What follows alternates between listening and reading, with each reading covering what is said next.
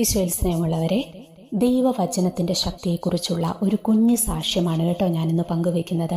നമ്മുടെ ജീവിതത്തിൻ്റെ പ്രതിസന്ധി സമയങ്ങളിൽ തീരുമാനമെടുക്കാൻ പറ്റാതെ വരുന്ന സാഹചര്യങ്ങളിലൊക്കെ ഈശോയെ എന്നോട് നീ ഒന്ന് സംസാരിക്കണമേ എന്ന് പറഞ്ഞ് ബൈബിൾ എടുത്ത് തുറന്ന് നിങ്ങൾ വായിക്കണം.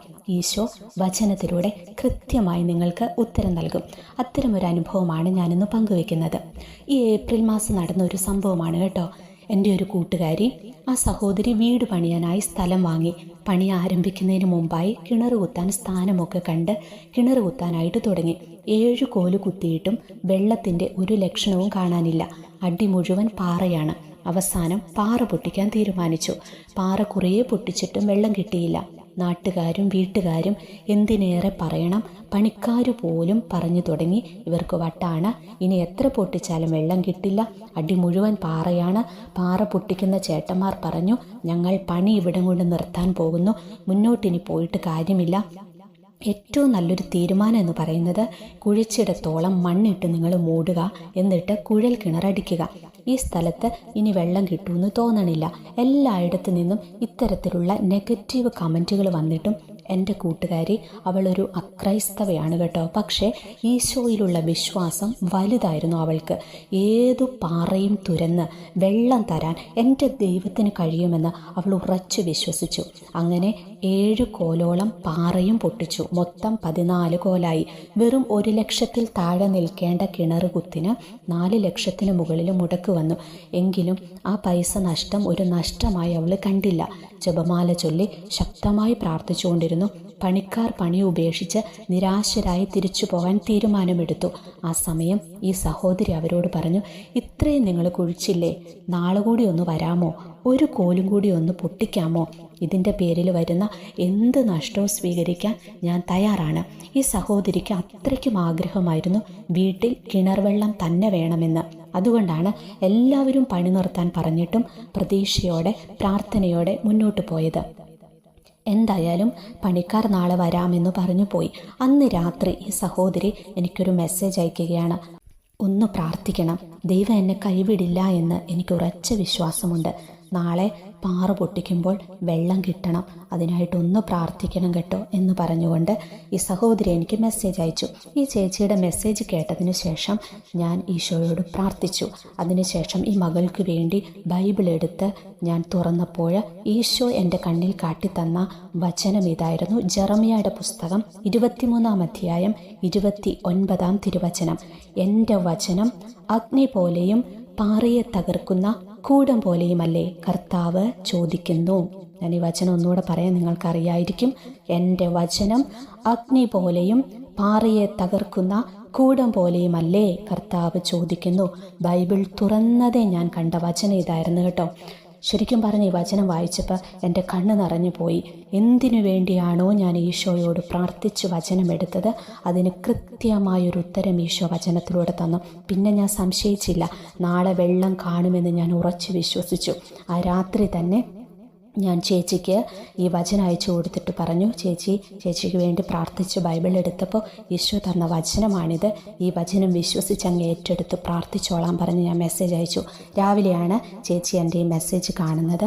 ചേച്ചി വചനം പറഞ്ഞ് പ്രാർത്ഥിച്ചുകൊണ്ടിരുന്നു. ഒപ്പം ജപമാല ചൊല്ലി പ്രാർത്ഥിക്കാൻ തുടങ്ങി. അത്ഭുതം എന്ന് പറയട്ടെ, ഒറ്റ കോലുകൂടി പൊട്ടിച്ചപ്പോൾ അവിടെ നിന്ന് ശക്തമായിട്ട് വെള്ളം വരാൻ തുടങ്ങി. ഏതാണ്ട് ഒരു ഉച്ചയായപ്പോഴേക്കും ഈ സഹോദരിയുടെ കരഞ്ഞുകൊണ്ടുള്ളൊരു വോയിസ് മെസ്സേജ് എനിക്ക് വന്നു. ഈശോയ്ക്ക് നന്ദി പറഞ്ഞ് സാക്ഷ്യപ്പെടുത്തിക്കൊണ്ടുള്ള ഒരു മെസ്സേജായിരുന്നു. കണ്ടോ, വിശ്വാസത്തോടെ വചനം പറഞ്ഞ് പ്രാർത്ഥിക്കുമ്പോൾ ഏതു പ്രതിസന്ധികളെയും മാറ്റിമറിക്കാൻ ദൈവവചനത്തിന് ശക്തിയുണ്ട്.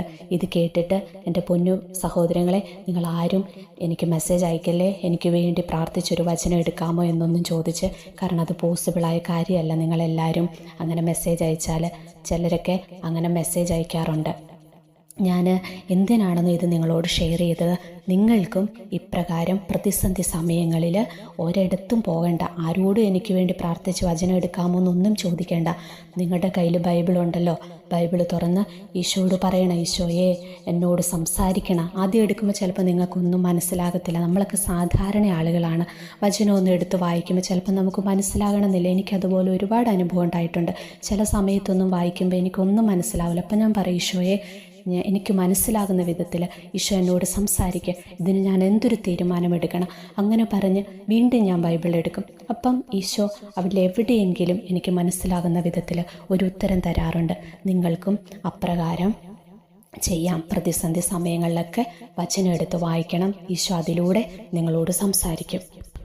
അപ്രകാരം നിങ്ങൾക്ക് കിട്ടുന്ന വചനം നിങ്ങൾ വിശ്വാസത്തോടെ ഏറ്റുപറഞ്ഞ് പ്രാർത്ഥിക്കുകയും ചെയ്യണം. ദൈവത്തിൻ്റെ വചനം അത് വെറും വാക്കുകളല്ല, അത് ജീവനും ശക്തിയുമുള്ളതാണ്. മനുഷ്യൻ്റെ ഉള്ളിലെ ചിന്തകൾ, മനോഭാവങ്ങൾ, ജീവിത ദിശ എന്നിവ മാറ്റാൻ വചനത്തിന് കഴിവുണ്ട്. ബൈബിൾ പറയുന്നു, ദൈവത്തിൻ്റെ വചനം സജീവവും ഊർജ്ജസ്വലവുമാണ്, ഇരുതല വാളിനേക്കാൾ മൂർച്ചയേറിയതും ചേതനയിലും ആത്മാവിലും സന്ധിബന്ധങ്ങളിലും മജ്ജയിലും തുളച്ചു കയറി ഹൃദയത്തിൻ്റെ വിചാരങ്ങളെയും നിയോഗങ്ങളെയും വിവേചിക്കുന്നതുമാണ്. എവിടെയാണ് ഈ വചനം കിടക്കുന്നതെന്ന് അറിയാമോ? ഹെബ്രായർക്ക് എഴുതിയ ലേഖനം 4-ാം അധ്യായം 12-ാം തിരുവചനമാണ്. അതായത് അത് മനുഷ്യൻ്റെ ഹൃദയത്തെ ആഴത്തിൽ തൊടുന്നു. ദൈവവചനം ആത്മീയമായി മനുഷ്യനെ വളർത്തുന്നു. ഒരു വ്യക്തി ദൈവവചനം വായിക്കുകയും ധ്യാനിക്കുകയും ചെയ്യുമ്പോൾ അവൻ്റെ വിശ്വാസം ശക്തമാകുന്നു. ശരിയും തെറ്റും തിരിച്ചറിയാനുള്ള കഴിവ് വർദ്ധിക്കുന്നു. ഇത് ജീവിതത്തിൽ നല്ല തീരുമാനങ്ങൾ എടുക്കാൻ സഹായിക്കുന്നു. അത് മാർഗദർശനവും നൽകുന്നു. ജീവിതത്തിൽ ആശയക്കുഴപ്പമോ അനിശ്ചിതത്വമോ ഉണ്ടാകുമ്പോൾ ദൈവവചനം ഒരു വെളിച്ചം പോലെ വഴി കാണിക്കുന്നു. അതുകൊണ്ടാണല്ലോ സങ്കീർത്തകൻ ഇപ്രകാരം പറഞ്ഞത്, അങ്ങയുടെ വചനം എൻ്റെ പാദത്തിന് വിളക്കും പാതയിൽ പ്രകാശവുമാണ്. ദൈവവചനം ആശ്വാസം നൽകുന്നു. ദുഃഖം, ഭയം, നിരാശ എന്നിവയുടെ സമയങ്ങളിൽ ദൈവവചനത്തിലെ വാഗ്ദാനങ്ങൾ മനസ്സിന് സമാധാനം നൽകുന്നു. അവസാനമായി, ജീവിതത്തെ മാറ്റാൻ ശക്തിയുള്ളതാണ് ദൈവത്തിൻ്റെ വചനമെന്നോർക്കുക. ആളുകളുടെ സ്വഭാവം, ശീലങ്ങൾ, ജീവിത ലക്ഷ്യങ്ങൾ എന്നിവ ദൈവവചനം വഴി പുതുക്കപ്പെടുന്നു. നമുക്ക് വചനത്തിൽ വിശ്വസിച്ച് പ്രാർത്ഥിക്കാം. വചനം വായിക്കുന്നവരാകാം, വചനം ധ്യാനിക്കുന്നവരാകാം, വചനം പഠിക്കുന്നവരാകാം. ഈശോ നിങ്ങളെല്ലാവരെയും അനുഗ്രഹിക്കട്ടെ.